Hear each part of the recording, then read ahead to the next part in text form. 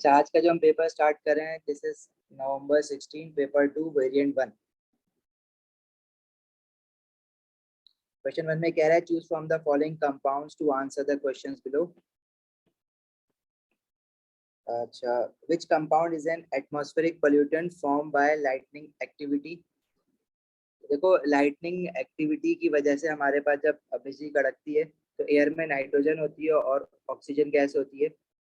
वो दोनों रिएक्ट करके नाइट्रोजन मोनोऑक्साइड या नाइट्रोजन डाइऑक्साइड बना देती हैं। ठीक है। अब नाइट्रोजन मोनोऑक्साइड फर्दर ऑक्सीडाइज होकर नाइट्रोजन डाइऑक्साइड बनाती है, और जब बारिश होती है तो ये नाइट्रोजन डाइऑक्साइड वाटर में डिसॉल्व होकर नाइट्रिक एसिड बना देती है, तो इट कॉजेज एसिड रेन। अब ये मैन मेड एक्टिविटी की वजह से नहीं है, लाइटनिंग है, बिजली, बारिश हो रही है, बिजली कड़क रही है, तो ये होता है। तो कौन सा एटमॉस्फेरिक पोल्यूटेंट है जो कि लाइटनिंग एक्टिविटी की वजह से आता है? वो आता है नाइट्रोजनस ऑक्साइड्स। और वो नाइट्रोजन मोनोऑक्साइड भी हो सकती है, नाइट्रोजन डाइऑक्साइड भी हो सकती है। यहाँ पे हमारे पास ऑप्शन में नाइट्रोजन मोनोऑक्साइड दिया हुआ है, तो ये हमारा आंसर हो जाएगा। फिर कह रहा है is the main constituent of natural gas, तो नेचुरल गैस मीथेन होती है, CH4। Next is dissolved in water to form an aqueous solution which gives a white precipitate on addition of aqueous sodium sulfate. Aqueous sodium sulfate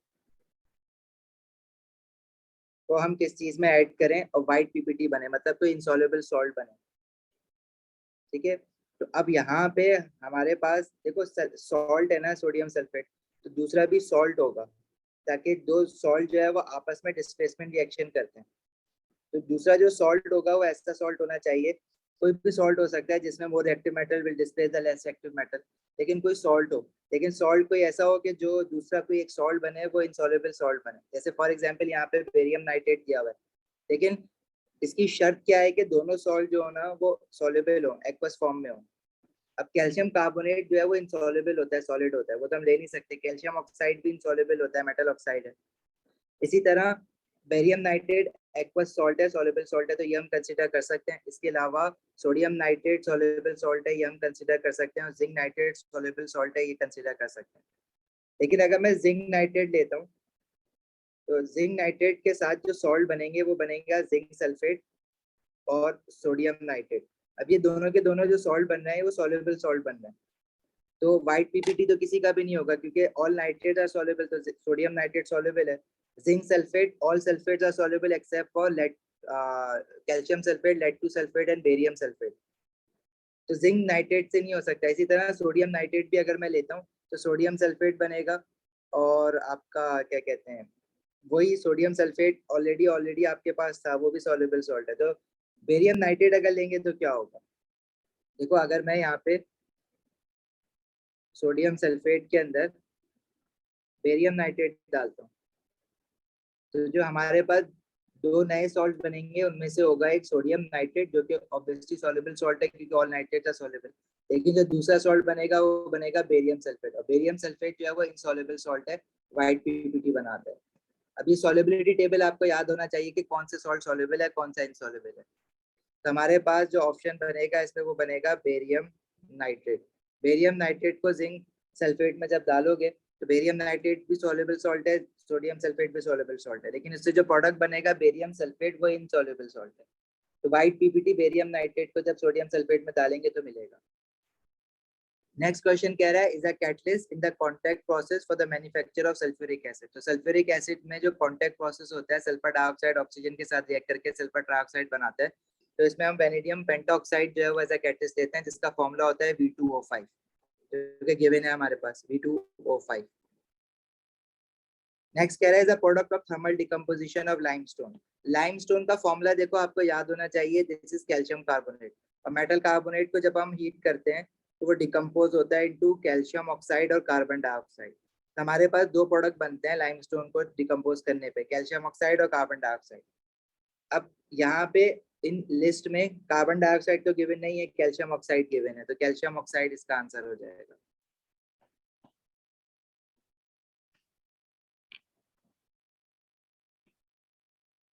ठीक है भाई, आगे बढ़े। Next question कह रहा है sulphuric acid is a strong acid, what is meant by the term strong acid. तो strong acid क्या होता है? Acid that ionizes completely in aqueous solution. Acid that ionizes completely in aqueous solution. Describe how you could measure the pH of a dilute sulfuric acid. तो आप pH major करने के लिए हमारे पास बहुत सारे तरीके हैं. हम pH मीटर भी यूज कर सकते हैं, यूनिवर्सल इंडिकेटर भी यूज कर सकते हैं, pH चार्ट भी यूज कर सकते हैं. ठीक है, तो we have different ways to measure the pH. आप कुछ भी लिख सकते हो इसमें. आगे कह रहा है many plants cannot grow in soil which are too acidic. Describe and explain how soils which are too acidic can be treated to reduce the acidity. तो एसिडिटी रिमूव करने के लिए हम देखो कैल्शियम कार्बोनेट डालते हैं, लाइमस्टोन डालते हैं या कैल्शियम ऑक्साइड डालते हैं. वो एसिड के साथ रिएक्ट करता है, न्यूट्रलाइज करता है एसिड को. तो हम क्या करते हैं, ऐड कैल्शियम ऑक्साइड भी लिख सकते हो, add calcium oxide. Calcium oxide को हम लाइम कहते हैं, कैल्शियम कार्बोनेट को लाइमस्टोन कहते हैं. तो दोनों डाल सकते हो, कैल्शियम हाइड्रोक्साइड भी डाल सकते हो. तो add calcium oxide which is a base and reacts with acids to neutralize it. तो बेस जो होती है वो एसिड को न्यूट्रलाइज कर देती है, इसलिए एसिडिटी खत्म हो जाती है. कार्बोनेट डाल दो, एक ही बात है भाई. ए का पार्ट 2 आप यूनिवर्सल, ज्यादातर यूनिवर्सल इंडिकेटर को वो यूज करने का कहता है कि यूनिवर्सल इंडिकेटर लिखो. आप पीएच मीटर भी लिख सकते हो, वो भी सही आंसर है, लेकिन ज्यादातर वो अपने आंसर में यूनिवर्सल इंडिकेटर कहता है. जब यूनिवर्सल इंडिकेटर यूज करते हो तो फिर आपको कलर चार्ट से ना कंपेयर करना होता है पीएच. जब यूनिवर्सल इंडिकेटर लिखोगे तो universal indicator and compare color of solution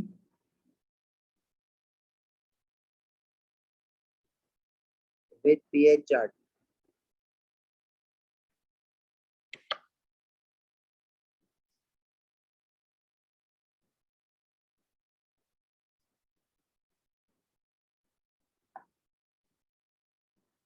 नहीं, केमिकल फॉर्मूला बताना जरूरी नहीं है. आप या तो लाइमस्टोन लिख रहे हो तो आपको कैल्शियम कार्बोनेट लिखने की जरूरत नहीं है, और अगर आप लाइम लिख रहे हो तो भी आपको जरूरत नहीं है फॉर्मूला लिखने की. मर्जी है तुम्हारी, जरूरत नहीं है. The graph shows the effect of soil pH on the rate of uptake of potassium ion by plant roots. अब जाहिर है एसिडिटी जो है वो कुछ ना कुछ अफेक्ट कर रही है जिसकी वजह से एग्रीकल्चर डिस्टर्ब होता है. तो ये कह रहे हैं कि जब आप सॉइल का पीएच बढ़ाते हो तो rate of uptake of potassium ions बढ़ जाता है. मतलब एसिडिक पीएच पे जब पीएच 7 से कम है तो उस पे जो प्लांट्स हैं वो पोटेशियम आयन को एब्जॉर्ब नहीं कर पा रहे हैं, मतलब कम कर पा रहे हैं. और जब पीएच 7 से ऑनवर्ड एल्कलाइन पीएच में प्लांट जो है वो इजीली पोटेशियम आयंस को एब्जॉर्ब कर पा रहा है. कह रहे हैं डिस्क्राइब करना है how the rate of uptake of ions varies with soil pH. जैसे ज्योग्राफी में लिखते हो ना, एक्सप्लेनेशन नहीं मांग रहा है, सिर्फ ग्राफ देख के क्या पता लग रहा है. तो ग्राफ देख के पता लग रहा है कि rate of uptake of potassium ion decrease हो रहा है एज द पीएच डिक्रीजेस, या इंक्रीज हो रहा है एज द पीएच इंक्रीजेस. तो rate of uptake of potassium ions increases as the pH increase. मतलब पीएच जब एल्कलाइन हो रहा है तो rate of uptake of potassium ion increase हो रहा है. एक्सप्लेनेशन नहीं मांग रहा है, सिर्फ डिस्क्राइब कर रहा है. एक्सप्लेनेशन इसकी हमें पता भी नहीं कि प्लांट्स ऐसा क्यों बिहेव कर रहे हैं, बस हमें ये पता है कि एसिडिटी अफेक्ट करती है.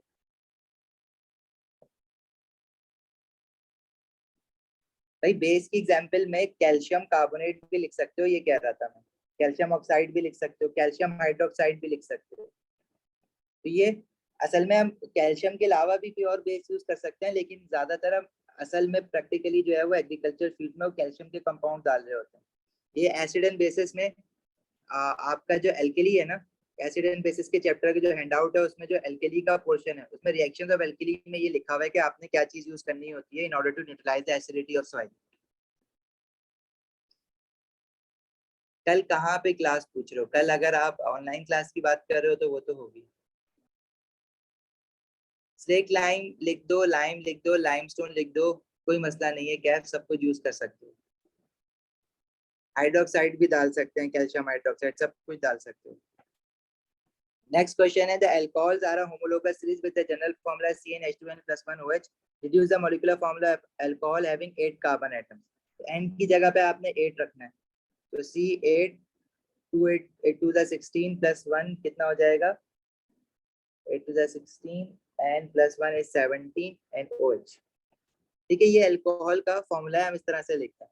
लेकिन जब वो मॉलिक्यूलर फॉर्मूला कहता है ना, तो मॉलिक्यूलर फॉर्मूला में बेसिकली वो सारे कार्बन और हाइड्रोजन और ऑक्सीजन को कंबाइन करके लिख रहा होता है।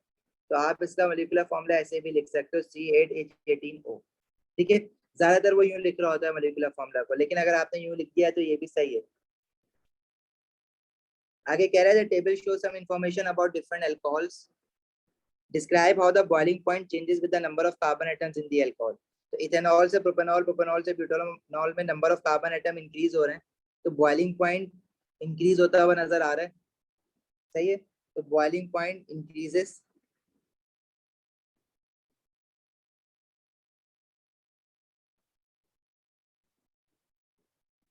As number of carbon atoms increases. अच्छा, इसमें ये पूछ रहा है कि describe how the boiling point changes with the number of carbon atoms. वो ये नहीं कह रहा है कि कार्बन एटम इंक्रीज हो रहे हैं या डिक्रीज हो रहे हैं, वो आपने खुद बताना है कि कार्बन एटम इंक्रीज हो रहे हैं तो बॉइलिंग पॉइंट इंक्रीज हो रहा है, और डिक्रीज हो रहे हैं तो बॉइलिंग पॉइंट डिक्रीज हो रहा है। अक्सर बच्चे ना इसमें सिर्फ इंक्रीज लिख के आ जाते हैं।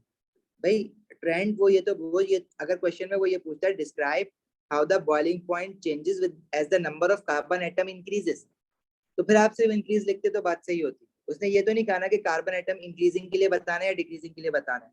तो अगर आप number of carbon atom increasing के लिए बता रहे हो तो बॉइलिंग पॉइंट इंक्रीज लिखोगे, मतलब पूरा स्टेटमेंट लिखोगे कि बॉइलिंग पॉइंट इंक्रीज हो रहा है as the number of carbon atom increases.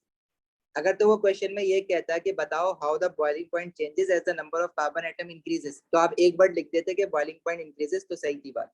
लेकिन इसने क्वेश्चन में ये नहीं बोला कि कार्बन एटम इंक्रीज के लिए बताना है या डिक्रीज के लिए बताना है। तो आपको खुद लिखनी होगी पूरी स्टेटमेंट के बॉइलिंग पॉइंट इंक्रीज हो रहा है as the number of carbon atom increases.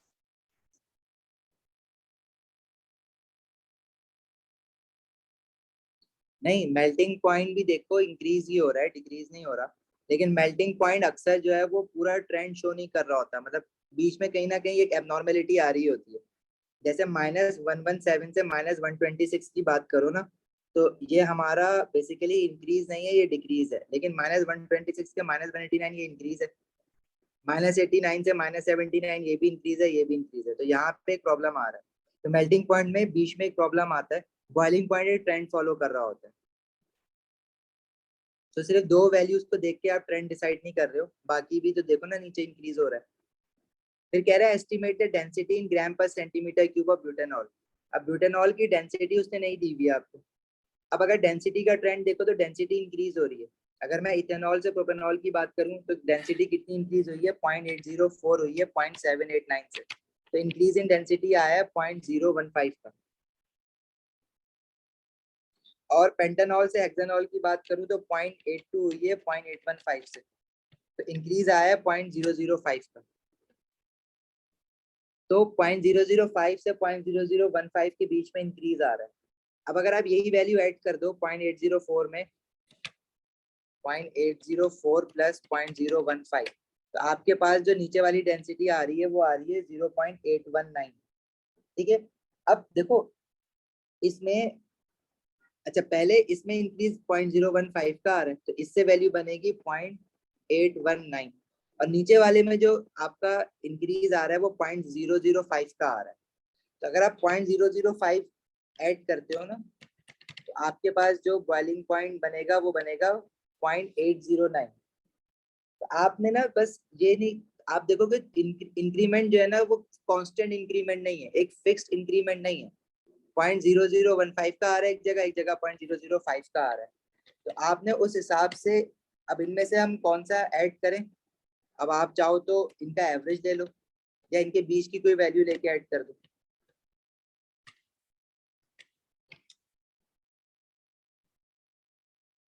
समझ आई बात।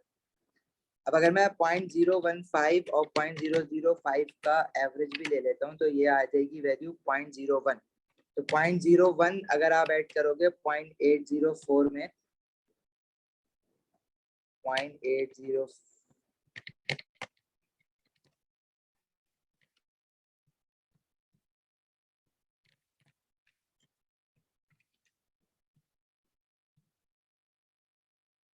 ये 0.811 आ रही है मेरी वैल्यू।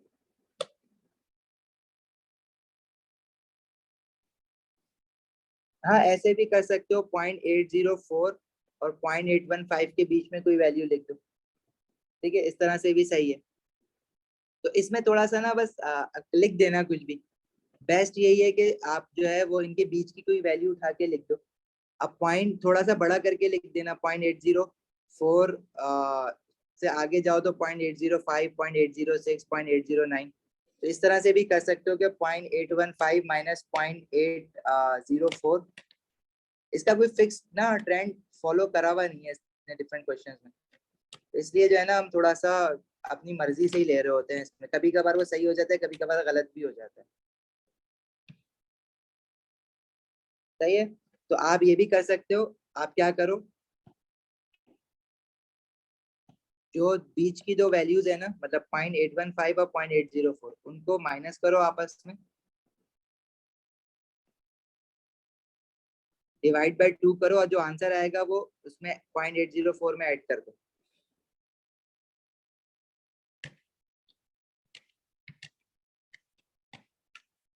तो ये हमारे पास डिवाइड बाय 2 करने पे 0.809 बनेगा, उसको 0.804 में ऐड कर दो। तो यार कैलकुलेटर,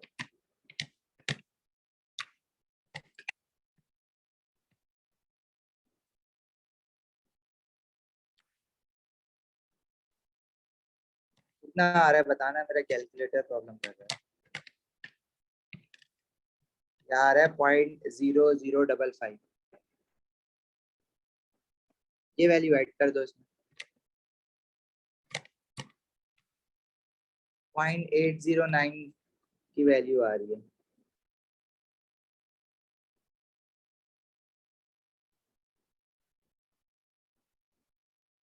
नहीं नहीं नहीं, इतनी लंबी कैलकुलेशन नहीं करनी है, मैं तुम्हें तरीके बता रहा हूँ कि किस तरह से कर सकते हो। सही है। अब कुछ लोग जो है इंक्रीज हो रहे हैं ना, तो कुछ लोग क्या करते हैं भाई, डायरेक्ट 0.805 लिख देता है, लेकिन अक्सर वो आंसर की रेंज में इंक्लूड नहीं हो रहा होता, ये प्रॉब्लम होता है। तो अब थोड़ा सा बड़ा लिखो, लेकिन इतना भी बड़ा नहीं लिखोगे। अब तुम ये 0.815 है, तुमने जो है वो 0.814 लिख दिया, सही है। तो एक थोड़ा सा तो आगे जाओ, मतलब इनके बीच में किसी वैल्यू पे ले आओ ना, और इनके बीच की वैल्यू कैसे होगी, 0.815 माइनस 0.804 डिवाइड बाय 2 प्लस 0.805, तो बीच की वैल्यू आ जाएगी, ये कह रहा हूँ बस मैं। सही है, तो इसको जरा देख लेना, कर लेना। 0.805 नहीं लिखना,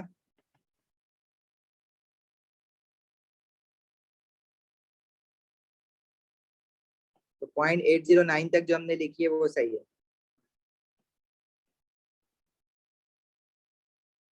एवरेज, एवरेज तो लोगे, लेकिन एवरेज ऐड करना पड़ेगा ना 0.804 में इंक्रीज करने के लिए।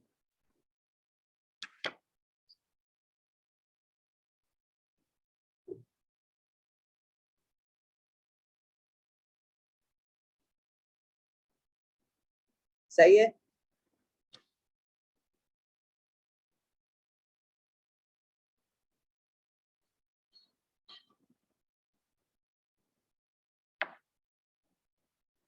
हेलो बाबा, अगर सीक्वेंस फॉलो करनी है वो भी कर लो, लेकिन इतना टाइम किल मत करना इस पे 1 मार्क के लिए, मैं ये कह रहा हूँ। ठीक है, देखो अगर मैं ये कह रहा हूँ कि मेरे पास एक वैल्यू है 5 और एक वैल्यू है 8, तो 8 माइनस 5 डिवाइड बाई 2, ये जो आंसर आएगा ना, इसको मैं ऐड कर दूंगा 5 में, दैट्स इट। तो वो वैल्यू कर लेना। अच्छा आगे कह रहा है व्हाट इज द, अच्छा ये आंसर आपने लिखना नीचे है, जहाँ पे जगह दी हुई है ना टेबल में, तो वो ब्लैंक करा हुआ है, टेबल में नहीं लिखना। What is the physical state of pentanol at room temperature and pressure, explain your answer.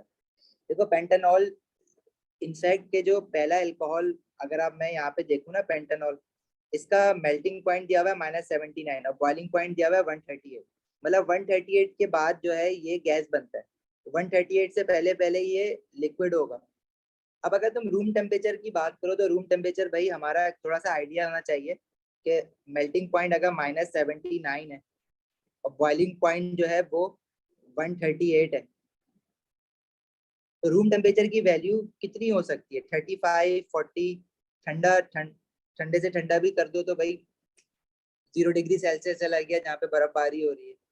तो पेंटानॉल जो होगा वो इस टेम्परेचर की रेंज में बीच में किसी भी टेम्परेचर पे होगा तो वो लिक्विड स्टेट में ही होगा ना। अब वैसे भी याद होता है, लेकिन हमें यहाँ पे क्योंकि मेल्टिंग पॉइंट बॉइलिंग पॉइंट दिए हुए तो हम इसको देख के बताएंगे।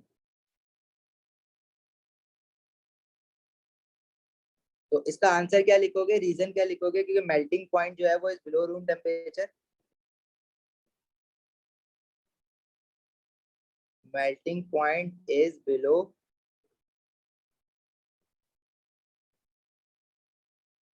room temperature and boiling point is above room temperature.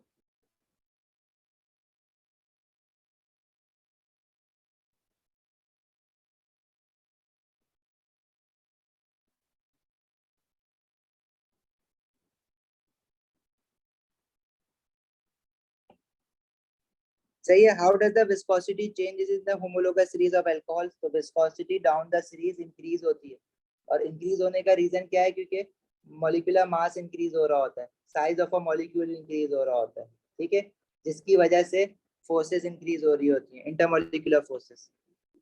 ठीक है, तो किसी भी होमोलोगस सीरीज चाहे एल्केन्स की हो, चाहे अल्कोहल्स की हो, चाहे एल्कीन्स की हो, चाहे कार्बोक्सिलिक एसिड्स की हो, तो viscosity increases down the homologous series as molecular mass increases and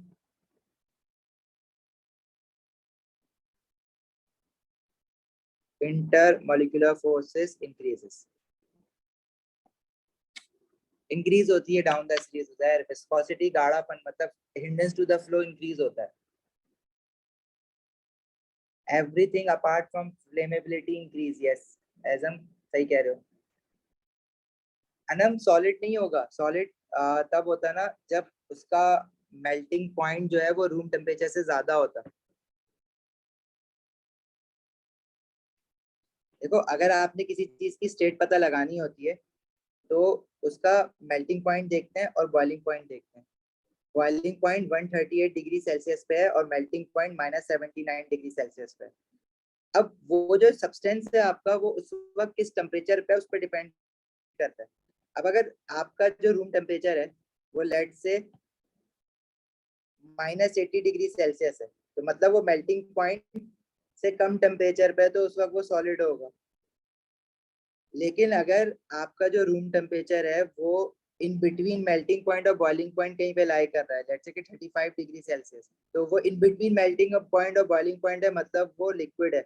और अगर हम आपका रूम टेम्परेचर या आपने जो भी टेम्परेचर दिया हुआ है वो अबव बॉइलिंग पॉइंट है, लेट्स से वो 200 डिग्री सेल्सियस है, तो वो गैस होगा। इस तरह से देखते हैं स्टेट्स को। सही है ना?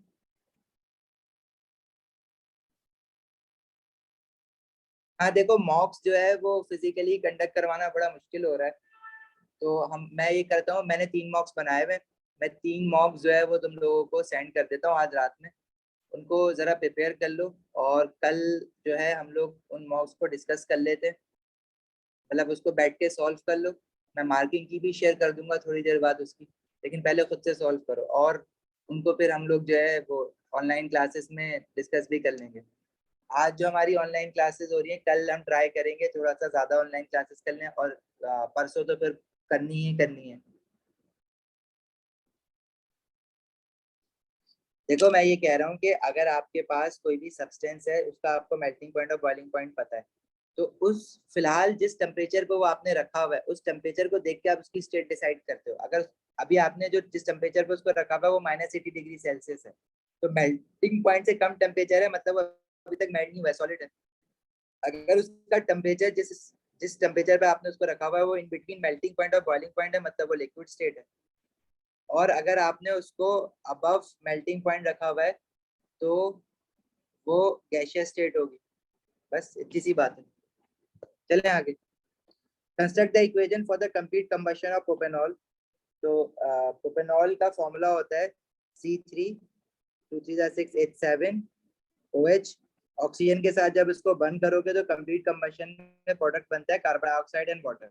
कार्बन के 3 है तो कार्बन डाइऑक्साइड के मोल 3 हो जाएंगे। हाइड्रोजन 7 है और यहाँ पे 1 है। टोटल 8 हाइड्रोजन है लेफ्ट हैंड साइड पे, तो राइट हैंड साइड पे 4 मल्टीप्लाई करेंगे वाटर के साथ 8 हाइड्रोजन करने के लिए। ऑक्सीजन राइट हैंड साइड पे 6 + 4 10 हो गए। लेफ्ट हैंड साइड पे 10 ऑक्सीजन बनाने के लिए देखो एक ऑक्सीजन तो अल्कोहल प्रोपेनॉल में भी आ गई है ना, तो आपने टोटल 9 ऑक्सीजन और बनाना है। तो O2 को मैं किससे मल्टीप्लाई करूँ 9 बने, दैट वुड बी 9/2। ठीक है, आप डेसिमल में भी लिख सकते हो 4.5 इसको। फिर कह रहा है propanol can be oxidized to produce propanoic acid. Suggest the oxidizing agent and describe the condition used for this reaction. तो ऑक्सीडाइजिंग एजेंट हम लोगों ने ये आपको अल्कोहल के हैंड आउट में भी मिलेगा और एसिड के हैंड आउट में भी मिलेगा। तो जो हम लोग ऑक्सीडाइजिंग एजेंट यूज करते हैं वो होता है एसिडिफाइड पोटेशियम मैग्नेट।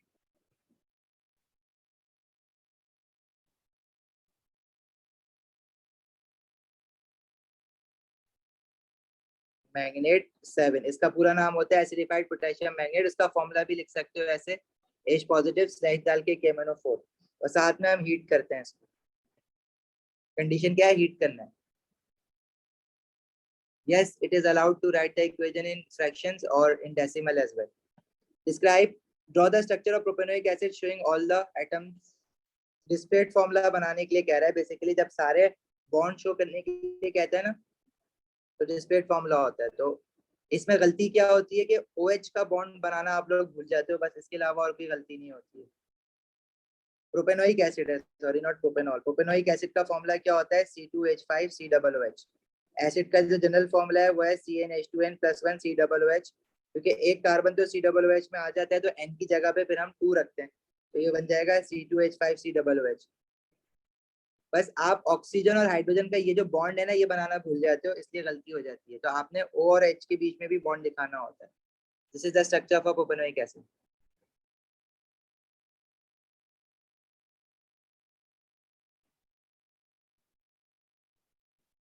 नहीं, कैफ 7 ऑक्सीजन क्यों, टोटल ऑक्सीजन 10 हो रहे हैं ना राइट हैंड साइड पे, तो आपको लेफ्ट हैंड साइड पे 10 बनाना है। एक ऑक्सीजन आपका प्रोपेनॉल में है ऑलरेडी, तो टोटल 9 और बनाने हैं ना। तो O2 को किससे मल्टीप्लाई करें 9 बने तो 9/2।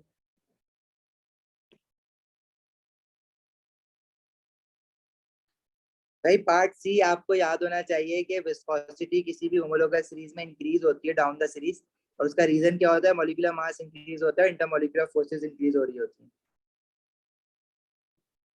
अल्कोहल का जनरल फॉर्मूला ये होता है CnH2n+1OH। कार्बोक्सिलिक एसिड का होता है CnH2n+1 COOH। एल्केन्स का जनरल फॉर्मूला होता है CnH2n+2 और एल्कीन का होता है CnH2n। ये 4 याद रखना। तो कार्बोक्सिलिक एसिड में अगर आप मिथेनोइक एसिड बना रहे हो तो N की जगह पे 1 नहीं बल्कि 0 रखोगे। अगर इथेनोइक एसिड बना रहे हो तो N की जगह पे 2 नहीं बल्कि 1 रखोगे। एक लेस करके रखते हैं क्योंकि एक कार्बन COOH में आ ही जाता है, जो कि हमने फिक्स करा हुआ है जनरल फॉर्मूला में।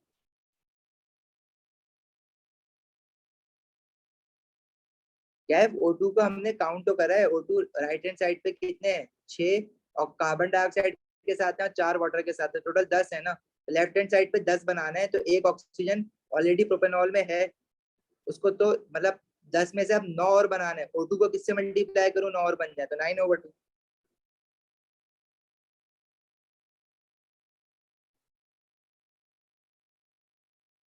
B2.809 है ना इब्राहिम। बैलेंसिंग की ये टिप ही तो है। अगर तुम्हारे पास कोई भी हाइड्रोकार्बन है उसको बैलेंस करने के लिए ऑर्गेनिक केमिस्ट्री की टिप है, बाकी की नहीं है। अगर मैं कहूँ कि मेरे पास C4H9OH ब्यूटानॉल है, वो ऑक्सीजन के साथ रिएक्ट कर रहा है to produce carbon dioxide and water, तो जितने कार्बन एटम है इसमें 4 है ना यहाँ पे, तो वो मोल्स ऑफ कार्बन डाइऑक्साइड बना दो। हाइड्रोजन टोटल कितने, 9+1 10 है, ठीक है। तो 10 को डिवाइडेड बाई 2 करके मोल्स ऑफ वाटर बना दो, that is 5। Right hand side पे ऑक्सीजन कितने हो जाएंगे, कार्बन डाइऑक्साइड के साथ 8 हो जाएंगे, 4 2 8, और वाटर के साथ 5 1 5, तो 8 + 5 इज 13। अब लेफ्ट हैंड साइड पे आपको 13 ऑक्सीजन बनाना है, एक ऑक्सीजन आपका ऑलरेडी यहाँ पे ब्यूटेनॉल में है ना, अगर 12 और बनाना है तो O2 को मैं किससे मल्टीप्लाई करूँ, 12 बन जाए, दैट इज 6, 12 डिवाइड बाय 6 करते हैं तो वो 6 बन जाता है, तो मैंने डायरेक्ट होल नंबर लिख दिया। देखो पोटेशियम डाइक्रोमेट भी ऑक्सीडाइजिंग एजेंट होता है और पोटेशियम डाइक्रोमेट भी हम लोग यूज कर सकते हैं, लेकिन आंसर्स में वो यूजुअली KMnO4 लिख रहा होता है, लेकिन पोटेशियम डाइक्रोमेट भी राइट ऑप्शन है, लिख सकते हो, लेकिन मार्किंग की में वो पता नहीं क्यों सिर्फ KMnO4 लिख रहा होता है, प्रॉब्लम क्या है उसके साथ, लेकिन पोटेशियम डाइक्रोमेट आप यूज कर सकते हो, लेकिन फिर भी मार्किंग की में वो KMnO4 लिखते हैं तो आप अपने जहन में रखो कि भाई KMnO4 लिखना ज्यादा बेटर है, तो आप KMnO4 ही लिख कर आओ, लड़ाई नहीं करनी है एग्जामिनर के साथ, एग्जामिनर गलतियां कर रहा है माफ कर दो, आगे बढ़ो। आगे कह रहे हैं peroxy disulfide ions react with iodide ions in the equation दी हुई है, the table shows the relative rate का क्वेश्चन है of this change with different concentration of peroxy disulfide ions and iodide ions are used, ठीक है। कह रहा है use the information in the table to describe how increasing the concentration of each of these ions affect the relative rate of this reaction। तो भाई देखो, अगर आपने इन दोनों रिएक्टेंट का इफेक्ट देखना है कंसंट्रेशन का on the rate of a reaction, तो ऐसे पहले कोई दो एक्सपेरिमेंट चूज करो जिसमें से एक रिएक्टेंट की कंसंट्रेशन सेम रही हो, दूसरे की चेंज हो रही हो। जैसे अगर मैं एक्सपेरिमेंट 1 और 2 देखूं तो आयोडाइड आयन की कंसंट्रेशन कांस्टेंट है, सेम है, ठीक है, लेकिन H2O8 जो आपका पेरोक्सी डाइसल्फाइड आयन है उसकी कंसंट्रेशन डबल कर दी है, तो रेट ऑफ अ रिएक्शन भी बढ़ गया है, सही है। अगर मैं तुम वैल्यूज को देखो तो वैल्यूज भी एग्जैक्टली तो नहीं लेकिन डबल हो रही है, अगर मैं 0.008 को मल्टीप्लाई बाय 2 करूंगा तो 0.016 आएगा ना। बहरहाल concentration H2 peroxy disulphide ions की अगर आपने कंसंट्रेशन चेंज की है, पेरोक्सी डाइसल्फाइड आयन की कह रहे हैं ना इंक्रीज की है कंसंट्रेशन, तो रेट क्या हो रहा है, इंक्रीज हो रहा है ना, तो रेट इंक्रीजेस। और अगर आयोडाइड आयन की कंसंट्रेशन का फैक्ट देखना है तो फिर आप क्या करोगे, ऐसे दो एक्सपेरिमेंट चूज करोगे जिसमें पेरोक्सी डाइसल्फाइड आयन की कंसंट्रेशन कांस्टेंट हो, जैसे कि एक्सपेरिमेंट 4 और 5, उसमें वो 0.08 है और आयोडाइड आयन की कंसंट्रेशन डबल की है तो रेट यहाँ भी डबल हो गया, तो आयोडाइड आयन की कंसंट्रेशन इंक्रीज करने पे भी रेट इंक्रीज हो रहा है। उसने क्वेश्चन में बोला हुआ है कि इंक्रीजिंग द कंसंट्रेशन, तो उसके हवाले से आंसर दे रहे हैं तो रेट इंक्रीज। मुझे ये स्टेटमेंट दोबारा लिखने की जरूरत नहीं है कि पेरोक्सी डाइसल्फाइड की कंसंट्रेशन इंक्रीज की तो रेट इंक्रीज हो रहा है, वो बाय डिफॉल्ट क्वेश्चन में उसने कह दिया कि इंक्रीजिंग कंसंट्रेशन के लिए बताओ क्या हो रहा है, सही है।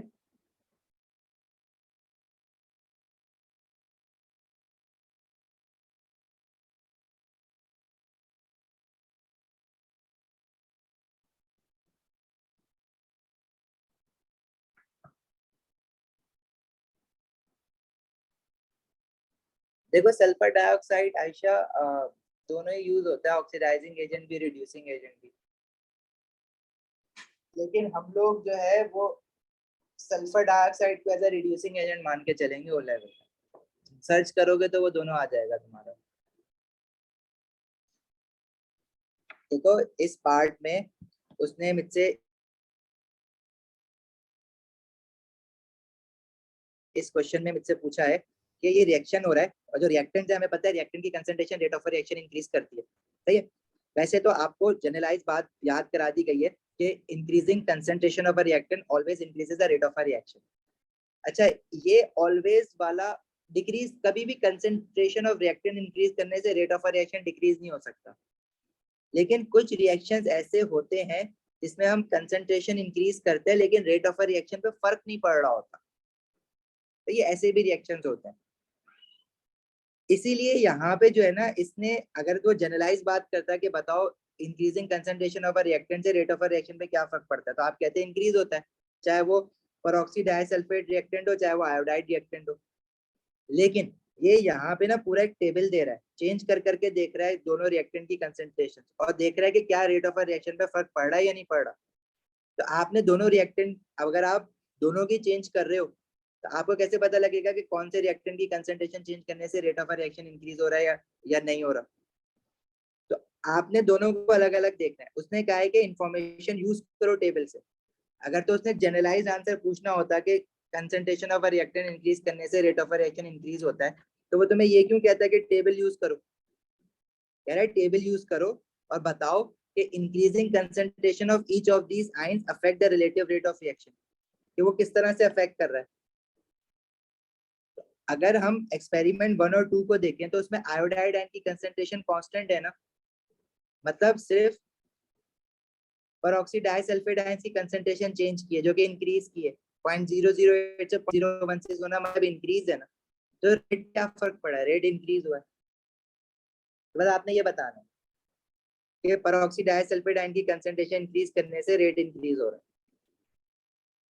और जब आयोडाइड आयन की कंसंट्रेशन का इफेक्ट पूछ रहा है तो आपने ऐसे दो एक्सपेरिमेंट चूज करना है जिसमें आयोडाइड आयन की कंसंट्रेशन तो चेंज हो रही हो लेकिन दूसरा जो आयन है H2O8 पेरोक्सी डाइसल्फाइड आयन, उसकी कंसंट्रेशन कांस्टेंट हो। ऐसे एक्सपेरिमेंट 4 और 5 है जिसमें पेरोक्सी डाइसल्फाइड आयन की कंसंट्रेशन कांस्टेंट है, आयोडाइड आयन कंसंट्रेशन इंक्रीज किए तो रेट जो है इंक्रीज हो रहा है। तो इसकी कंसंट्रेशन भी इंक्रीज करने से रेट इंक्रीज हो रहा है, बस इतना लिखना था। तो ये क्लियर है अब।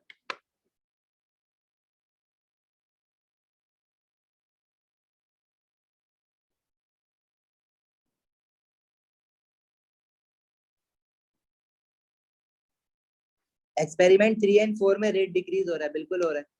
वो इसलिए हो रहा है दारे क्योंकि कंसंट्रेशन डिक्रीज कर रहे हो ना। मैं ये कह रहा हूँ कि कंसंट्रेशन इंक्रीज करने से कभी भी रेट डिक्रीज नहीं हो सकता, या तो इंक्रीज होगा या कांस्टेंट रहेगा।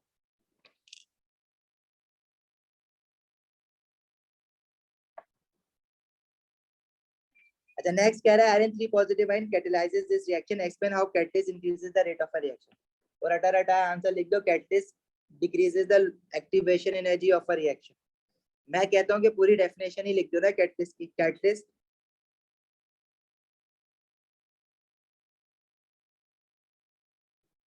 decreases the activation energy of a reaction by providing an alternative path। बहरहाल catalyst decreases the activation energy, इतना लिखना काफी है तुम्हारे लिए यहाँ पे 1 मार्क के लिए। नेक्स्ट कह रहे हैं आयरन 3 पॉजिटिव आयंस रिएक्ट। अच्छा ये आयरन 3 में पॉजिटिव क्यों कह रहा हूँ, क्योंकि मुझे पता है कि भाई मेटल पॉजिटिव ही आयन बनाते हैं। ठीक है, iron 3 positive ion react with iodide ions, explain how iron 3 ions are acting as an oxidising agent. तो ये एज एन ऑक्सीडाइजिंग एजेंट क्यों एक्ट कर रहे हैं, क्योंकि अगर हम देखें तो आयरन 3 पॉजिटिव आयन का जो ऑक्सीडेशन स्टेट है वो +3 से +2 हो रहा है। This is decrease in oxidation state. Decrease in oxidation state मतलब वो खुद रिड्यूस्ड हो रहा है, और जो चीज खुद रिड्यूस्ड होती है वो एज अ ऑक्सीडाइजिंग एजेंट काम करती है। तो आप इसमें क्या लिखते हो कि iron 3 positive ion as an oxidising agent इसलिए काम कर रहे हैं क्योंकि वो खुद रिड्यूस्ड हो रहे हैं, मतलब देख वो खुद इलेक्ट्रॉन गेन कर रहे हैं। Iron 3 positive ion gain electrons and reduces itself। Gain electron भी लिख दो तो काफी है। ऑक्सीडेशन स्टेट की टर्म्स में भी आंसर लिख सकते हैं, लेकिन ज्यादातर वो in terms of electrons prefer करता है, मार्किंग की में भी इन टर्म्स ऑफ इलेक्ट्रॉन ज्यादातर लिखता है। तो कभी कभार वो ऑक्सीडाइजिंग ऑक्सीडेशन स्टेट की टर्म्स में भी बात करता है कि आयरन 3 पॉजिटिव आयन की ऑक्सीडेशन स्टेट डिक्रीज हो रही है, मतलब वो रिड्यूस्ड हो रहा है, तो must be acting as an oxidising agent. लेकिन अगर आप ये लिखते हो कि इट गेन्स इलेक्ट्रॉन, मतलब इसका मतलब भी वही है कि वो रिड्यूस हो रहा है, तो it must be acting as an oxidising agent. तो ज्यादातर पेपर में वो in terms of number of electrons की बात कर रहा होता है, तो हमें भी in terms of number of electrons ही लिखना चाहिए। सही है।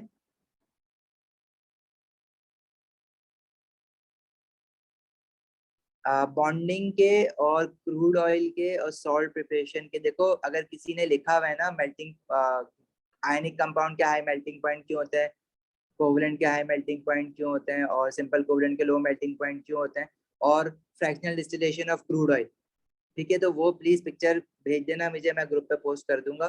सेकेंडली सॉल्ट प्रिपरेशन वाली तो मैंने एक लिंक भेजा हुआ है ना वीडियो, और किसी ने वो उस वीडियो से देख के ना तुम अपने आंसर्स बना लो, और किसी ने अगर लिखे हुए सॉल्ट प्रिपरेशन के तो भेज देना, मैं ग्रुप पे सेंड कर दूंगा। यस इर्तिजा वही क्वेश्चन है ये।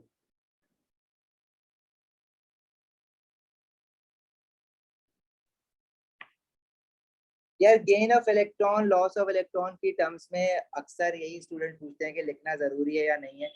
मैं कहता हूँ लिख दो इन टर्म्स ऑफ इलेक्ट्रॉन, क्योंकि अगर आप 10 साल के पेपर उठाओ तो 2-3 पेपर्स में उसने ऑक्सीडाइजिंग एजेंट की ऑक्सीडेशन स्टेट की टर्म्स में बात की हुई है, लेकिन ज्यादातर पेपर्स में मेजोरिटी पेपर्स में नंबर ऑफ इलेक्ट्रॉन्स लूज हो रहा है या गेन हो रहा है उसकी टर्म्स में बात की हुई है। इसलिए मैं कहता हूँ कि नंबर ऑफ इलेक्ट्रॉन्स की टर्म्स में बात कर लो। सही है।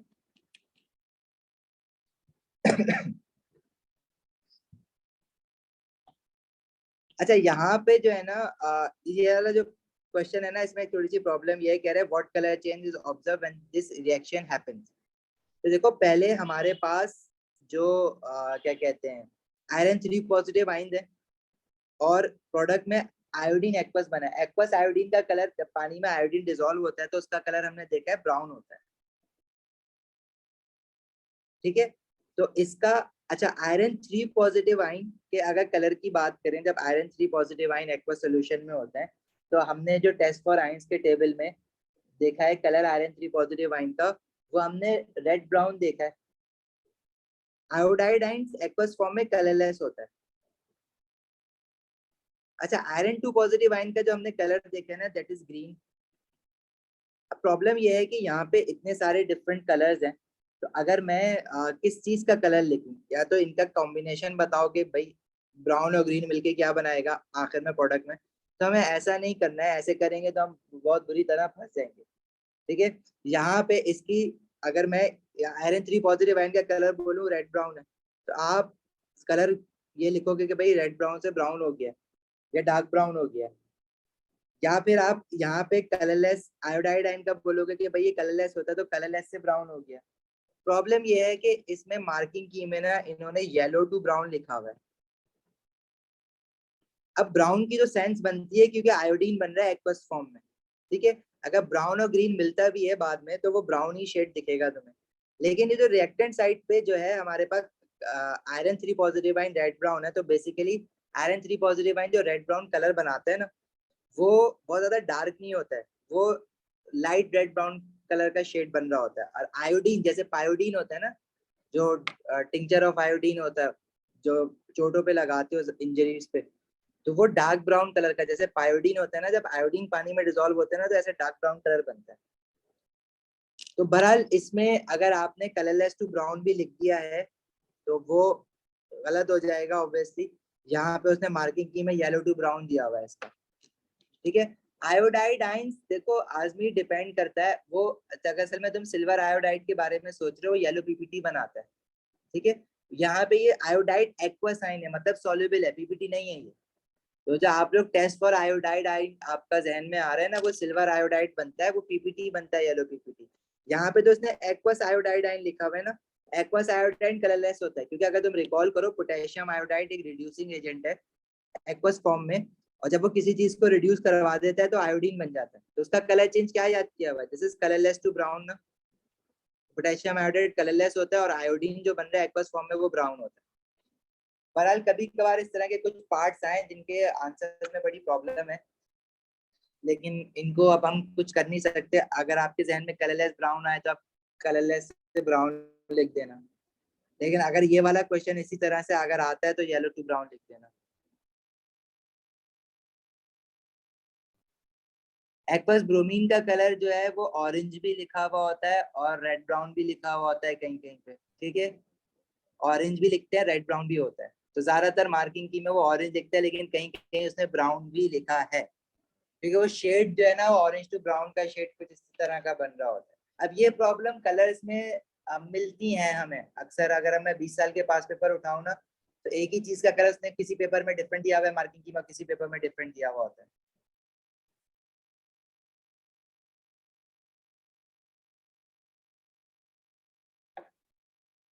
नहीं भाई, ब्रोमीन का कोई भी कलर येलो कहीं भी नहीं होता। ये कलर्स का जो है ना, मैं एक लिस्ट डाउन करके ना तुम लोगों को कल तक सेंड करता हूँ डिफरेंट कलर्स के बारे में। चले आगे बढ़ते हैं यहाँ से। कभी कभार हो जाता है। आयरन 3 पॉजिटिव टेस्ट तुम लोगों ने टेस्ट फॉर आयन से पढ़ा हुआ है। ठीक है। इसमें हम क्या करते हैं, ऐड एक्वस सोडियम हाइड्रोक्साइड के साथ भी टेस्ट कर सकते हो, उसका एक्वस अमोनिया के साथ भी कर सकते हो। ऐड एक्वस सोडियम हाइड्रोक्साइड, ठीक है। और जब हम एक्वस सोडियम हाइड्रोक्साइड डालते हैं और एक्सेस में एक्वस सोडियम हाइड्रोक्साइड डाल देते हैं तो आयरन 3 पॉजिटिव आयन के रेड ब्राउन पीपीटी बनते हैं। ये टेस्ट फॉर आयंस का टेबल है ना, वहां पे लिखा हुआ है।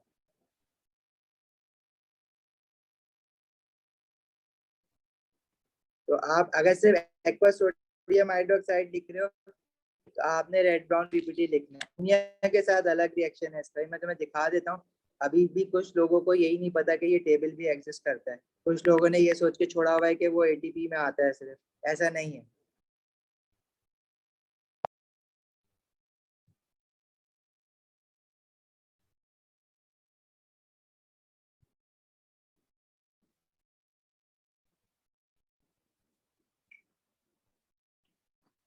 ये वाला है, this is red brown PPT insoluble in excess, और अमोनिया के साथ भी red brown PPT insoluble in excess। तो मेक श्योर ये टेबल याद कर लो।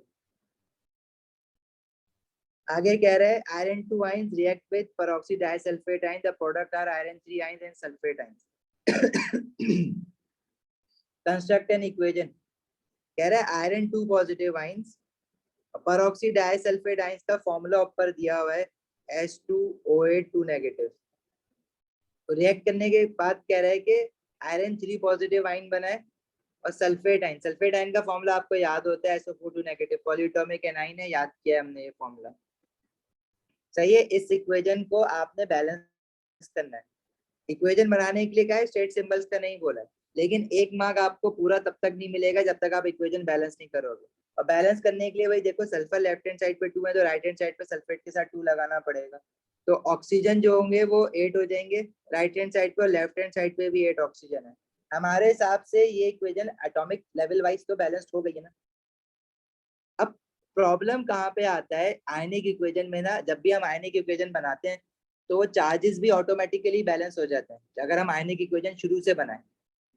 लेकिन प्रॉब्लम इज के यहाँ पे हमने बीच से आयनिक इक्वेशन डायरेक्ट आयन से बनाई हुई है, तो यहाँ पे सल्फर एटम और ऑक्सीजन एटम तो बैलेंस हो गए, लेकिन अगर तुम चार्जेस को देखो तो लेफ्ट हैंड साइड पे चार्जेस कितने बन रहे हैं, आयरन का 2 पॉजिटिव है और आपका पेरोक्सी डाइसल्फेट का -2 है।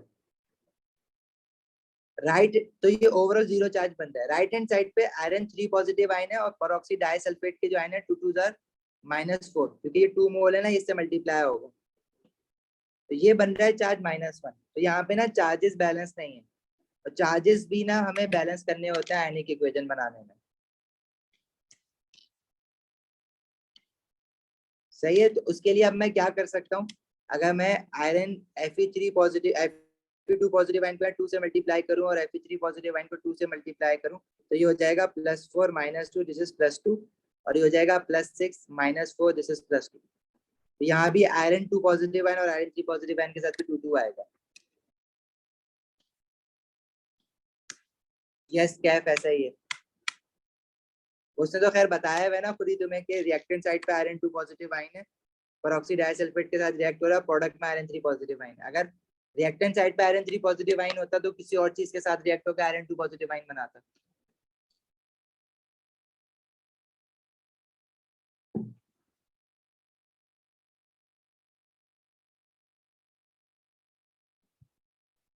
भाई देखो ये एक मुश्किल चीज है, अब अगर ये समझ आ जाती है तो ठीक है, नहीं आती है तो मैं तो नहीं बोलूंगा कि टाइम वेस्ट करो इसमें। मैं तुम्हें सिर्फ ये कह रहा हूँ कि इक्वेशन जो आपने बनानी है उसमें कह रहा है कि आयरन 2 पॉजिटिव आयन रिएक्ट हो रहा है पेरोक्सी डाइसल्फेट का फॉर्मूला ऊपर दिया हुआ है H2OH 2 नेगेटिव। प्रोडक्ट में कह रहा है कि आयरन 3 पॉजिटिव आयन बना है और सल्फेट आयन बना है। सल्फेट आयन का फॉर्मूला आपको याद होता है SO4 2 नेगेटिव। अब हम जो आयनिक इक्वेशन बनाते हैं ना, मेन इक्वेशन से आयनिक इक्वेशन बनाते हैं, तो वो आयंस और एटम्स और आयंस ऑलरेडी बैलेंस हो जाते हैं। ठीक है जी, अब्दुल्ला बोलो, पहले हैंड रेस करो, ऊपर आएगा तो फिर मैं वो कर सकूंगा। वालेकुम सर, मुझे पूछना था कि आपका जो एक आपने रिड्यूसिंग एजेंट्स और ऑक्सीडाइजिंग एजेंट की लिस्ट थी वो आपने भेजी नहीं है शायद, या मुझे मिली नहीं है उससे सर वो भेजते हैं, क्योंकि टेस्ट के जो सवाल है ना वो अक्सर आ रहे होते हैं ऑक्सीडाइजिंग और रिड्यूसिंग एजेंट के, उनके मैंने कलर भेजी चेंज नहीं है। किया जाएगा, अलग होते हैं। अलग नहीं, ऑक्सीडाइजिंग एजेंट 2 है, रिड्यूसिंग एजेंट 1 है हमारे सिलेबस में। मैं भेज दूंगा, मैंने भेजी नहीं है, मैं भेज दूंगा। बनानी पड़ेगी असल में ना, लास्ट ईयर की पता नहीं कहाँ गुम हो गई है। भेज देता हूँ। चार्ज जीरो करना जरूरी नहीं है, दोनों साइड पे चार्जेस इक्वल करना है, ठीक है, और एटम्स भी इक्वल करना है। अब हम जो मेन इक्वेशन से आयनिक इक्वेशन बनाते हैं तो उसमें तो ऑलरेडी चार्जेस भी और एटम्स भी बाय डिफॉल्ट बैलेंस हो जाता है। यहाँ पे क्योंकि हम डायरेक्टली आयनिक इक्वेशन बना रहे हैं तो हमें एटम्स भी और चार्जेस भी बैलेंस करने पड़ेंगे। अगर मैं एटम्स बैलेंस करने की बात करूँ तो भाई सल्फर जो है वो लेफ्ट हैंड साइड पे 2 है, तो राइट हैंड साइड पे सल्फेट के साथ 2 लगा दिया तो सल्फर 2 हो गया। ऑक्सीजन लेफ्ट हैंड साइड पे 8 है तो राइट हैंड साइड पे ऑक्सीजन भी बैलेंस हो गया। प्रॉब्लम इसके चार्ज बैलेंस नहीं हो रहा है। लेफ्ट हैंड साइड पे चार्ज आयरन 2 पॉजिटिव है और पर ऑक्सीडाइज सल्फेट का -2 है तो 0 बन रहा था, राइट हैंड साइड पे +3 है। और क्योंकि सल्फेट को आपने 2 मोल से मल्टीप्लाई किया तो ओवरऑल चार्ज सल्फेट पे 2 टू द 4 -4 हो जाएगा, तो -1 बन रहा था, तो ये इक्वल नहीं है। तो इक्वल बनाने के लिए अब आपको थोड़ा सा दिमाग लगाना पड़ेगा। वो दिमाग क्या कहते हैं, अगर मैं Fe2 पॉजिटिव आयन को, अगर आप पहला नंबर 1 तो ऑलरेडी लिखा हुआ है ना, अब अगर मैं 2 से मल्टीप्लाई करूं Fe2 पॉजिटिव आयन को तो लेफ्ट हैंड साइड पर चार्ज कितना हो जाएगा, Fe2 पॉजिटिव आयन की वजह से +4 हो जाएगा और पेरोक्साइड डाइसल्फाइड -2, तो ये +2 आ रहा है। तो मुझे अब Fe के साथ 2 लगाया तो यहाँ पे राइट पे इस Fe के साथ भी 2 लगाना पड़ेगा क्योंकि आइटम्स भी तो साथ साथ बैलेंस रखने हैं ना। इसकी वजह से चार्ज हो जाएगा +6 और पेरोक्साइड डाइसल्फाइड का -4 बन रहा है 2 मोल्स की वजह से, तो ये भी माइनस अपना +2 बन रहा है। तो अब ये चार्जेस बैलेंस हो रहे हैं यहाँ पे, तो ये वाली फाइनल इक्वेशन होगी आपके पास।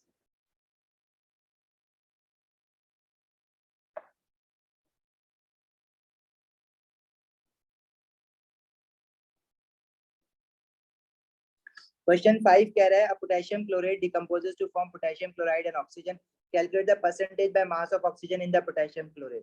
पोटेशियम क्लोराइड का फॉर्मूला ये है percentage by mass of oxygen, हमने बहुत बार निकाला हुआ है किसी भी मास ऑफ एलिमेंट निकालने का। तो ऑक्सीजन 3 है, एटॉमिक मास 16 होता है तो 3 × 16, बाकी इसके मॉलिक्यूलर मास से डिवाइड कर दो।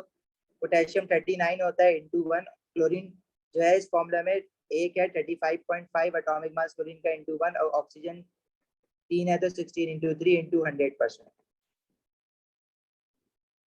फिर कह रहा है calculate the maximum volume of oxygen formed at room temperature and pressure when 12.25 gram of potassium chloride is completely decomposed. Stoichiometry लगानी है। पोटेशियम क्लोराइड का आपको क्या गिवन है, मास गिवन है क्वेश्चन में, तो आप उसके नीचे मास लिख दो, और ऑक्सीजन का क्या मांग रहा है, वॉल्यूम मांग रहा है, तो उसके नीचे वॉल्यूम लिख दो। दूसरा काम क्या करते हो, जो इक्वेशन में मोल्स गिवन है, पोटेशियम क्लोराइड के 2 मोल्स गिवन है, ऑक्सीजन के 3 मोल्स गिवन है, वो मोल्स नीचे उतार दो, और फिर पोटेशियम क्लोराइड के मोल्स को आपने मास की हेडिंग डाली है तो मास में कन्वर्ट करना है, ठीक है। नहीं भाई percentage composition by mass KClO3 का निकालना है, वो तो इक्वेशन में 2 मोल्स आ रहे हैं, इक्वेशन की बात नहीं कर रहा, फॉर्मूले की बात कर रहा है, तो यहाँ के 2 मोल्स इंक्लूड नहीं करोगे। अच्छा, स्टोइचियोमेट्री में हम क्या बात कर रहे थे कि मोल्स नीचे उतार दिए, पोटेशियम क्लोराइड के मोल्स को मास से मल्टीप्लाई करना है, तो उसको इसके मॉलिक्यूलर मास से मल्टीप्लाई करोगे। मॉलिक्यूलर मास यहाँ से निकाला होगा तुमने अभी, कितना आया है, याद है 122.5, तो 2 × 122.5 पोटेशियम क्लोराइड से ऑक्सीजन के मोल्स को वॉल्यूम में कन्वर्ट करना है। तो रूम टेम्परेचर पे है, तो रूम टेम्परेचर पे किसी भी गैस के जो मोल्स होते हैं उसको वॉल्यूम में कैसे कन्वर्ट करते हैं, मल्टीप्लाई बाय 24 डेसीमीटर। तो 2 × 122.5 पोटेशियम क्लोराइड से 3 × 24 डेसीमीटर क्यूब ऑफ ऑक्सीजन बन रहा है।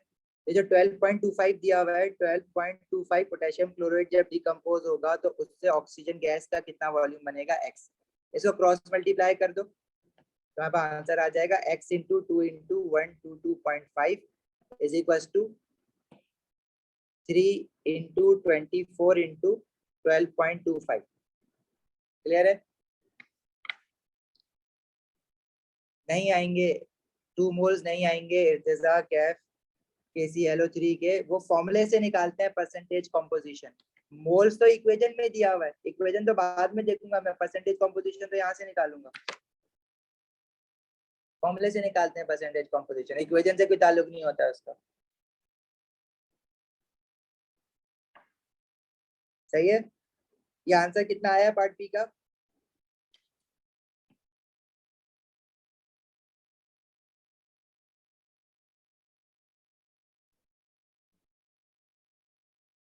This is 3.6 decimetre cube.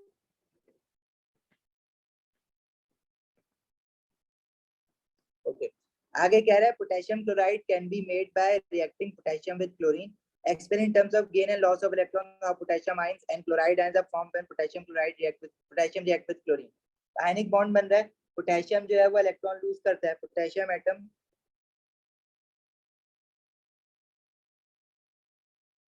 loses electrons to form potassium ion।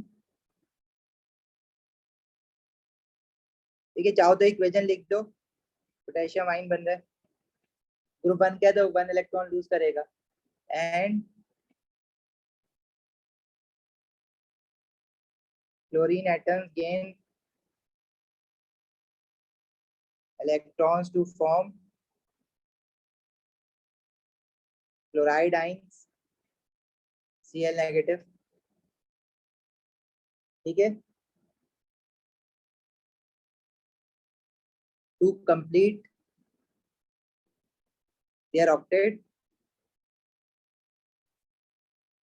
Reaction पूछ रहा है, और ये आपस में अट्रैक्ट हो जाएंगे एंड अपोजिटली चार्ज आयंस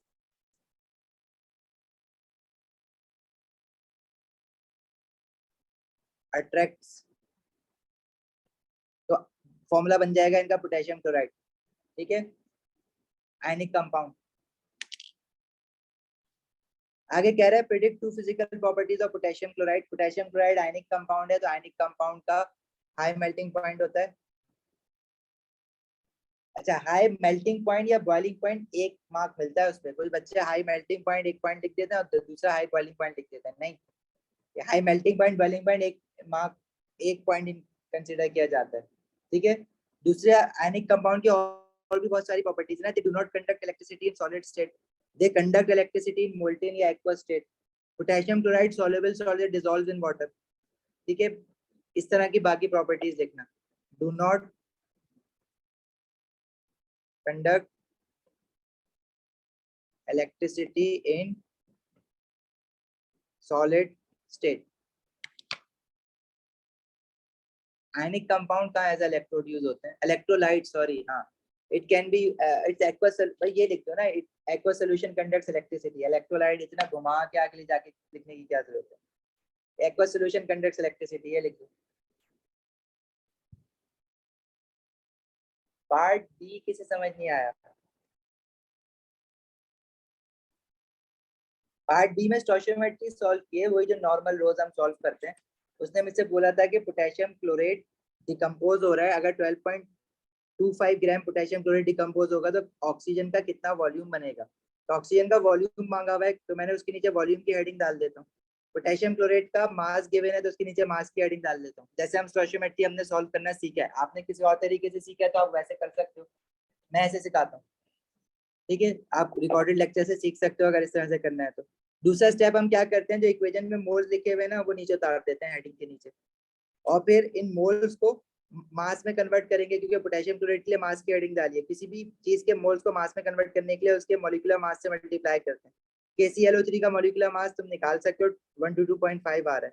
और ऑक्सीजन के मोल्स को वो हेडिंग क्या डालिए, वॉल्यूम की, तो मोल्स को वॉल्यूम में कन्वर्ट करने के लिए मल्टीप्लाई बाय 24 करेंगे। इसी तरह 12.25 ग्राम पोटेशियम क्लोरेट कितना वॉल्यूम प्रोड्यूस करेगा, वो रेशियो मेथड से निकाल लेंगे। नहीं, बिग स्ट्रक्चर नहीं लिख सकते। फिजिकल प्रॉपर्टी पूछिए, प्रॉपर्टी बतानी। स्ट्रक्चर होता है उसका जाइंट आयनिक लैटिस, लेकिन प्रॉपर्टी नहीं है वो। प्रॉपर्टी क्या होती है उसकी वजह से वो बतानी है।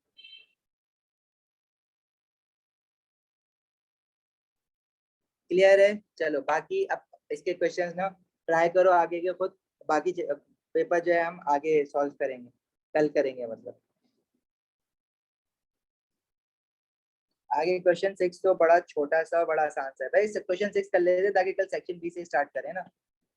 नाइट्रोजन की परसेंटेज एयर में 78 होती है और ऑक्सीजन की 21 होती है।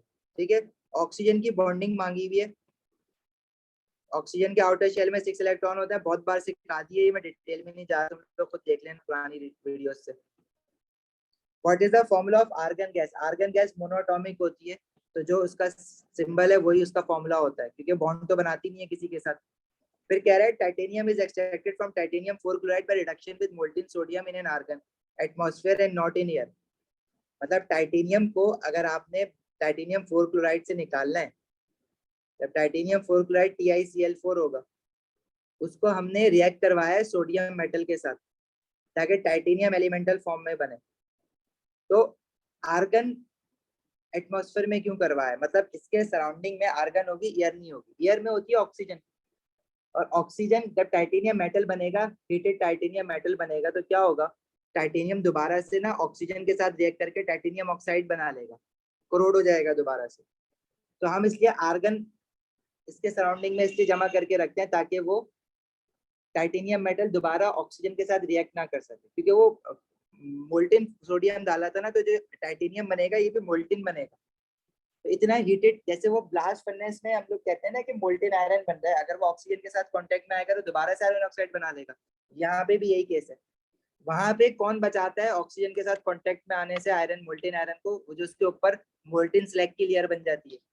यहाँ पे किससे बचा रहे हैं, आर्गन से। तो आर्गन क्या है, आर्गन इज अनरिएक्टिव, वो टाइटेनियम के साथ रिएक्ट नहीं करेगी। और आर्गन की अनरिएक्टिविटी की वजह से आर्गन के जो डिफरेंट यूज होते हैं, वो आर्गन बल्ब जो आप लोग फिजिक्स में भी पढ़ते हो, और ये प्रोडक्ट टेबल के चैप्टर में भी यूजेस ऑफ नोबल गैसेस में लिखा हुआ है। आर्गन का क्या यूज है, हीलियम का क्या यूज है, नियॉन का क्या यूज है। नियॉन जो होती है वो आपकी नियॉन लाइट्स में यूज होती है, हीलियम आपकी हीलियम बैलून्स में यूज होती है, आर्गन आपका आर्गन बल्ब में यूज होता है। मोल्टेन सोडियम ऑक्सीजन से रिएक्ट कर सकता है, ऑब्वियसली करेगा। तो आप ये भी लिख सकते हो कि sodium would react with air. हाँ बिल्कुल सही लिख सकते हो। आर्गन इसलिए यूज कर रहे हैं कि आर्गन रिएक्टिव है, अनरिएक्टिव है। एयर होगी ना, air, oxygen in air will react with titanium या मोल्टेन सोडियम, दोनों लिख सकते हो। ये भी लिख सकते हो कि आर्गन अनरिएक्टिव है इसलिए इसको यूज किया।